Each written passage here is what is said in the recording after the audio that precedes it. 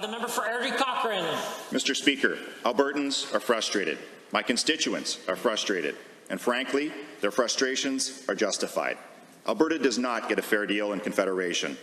For all our province has done to build up Canada, from our outsized economic contributions to the sons and daughters of Albertans who have served in the Canadian Forces and put their lives on the line to defend our country, we deserve a fair deal.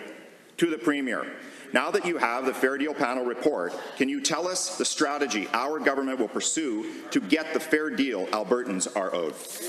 The Honourable the Premier. Thank you, member, for his important question and for constantly raising the issue of Alberta's lack of fairness in the Federation. This report, and I want to thank the members from Banff Kananaskis, Medicine Hat, as well as Fort McMurray, for, I may have got those constituencies incorrect, for their tremendous work together with the other panelists. This is a great roadmap, Mr. Speaker, to move forward in asserting Alberta's role in the Federation, beginning with fairness on fiscal transfers like equalization.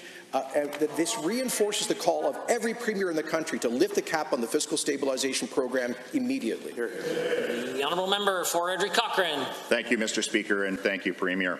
Given that one of the primary grievances Albertans have is the unfair nature of Canada's equalization program, and given that the Fair Deal Panel has recommended to hold a referendum on the removal of Section 36, equalization, from the Canadian Constitution, to the Premier, can you tell Albertans what the government is going to do to reform equalization and comment on the prospective referendum on the elimination of the unfair equalization program? The Honourable the Premier.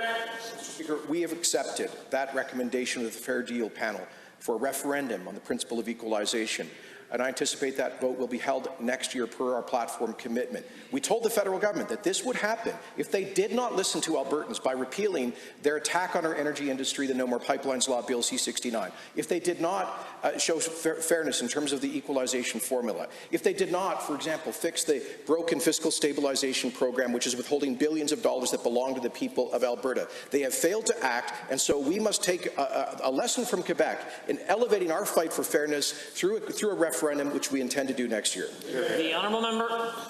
Thank you, Mr. Speaker, and great answer, Premier.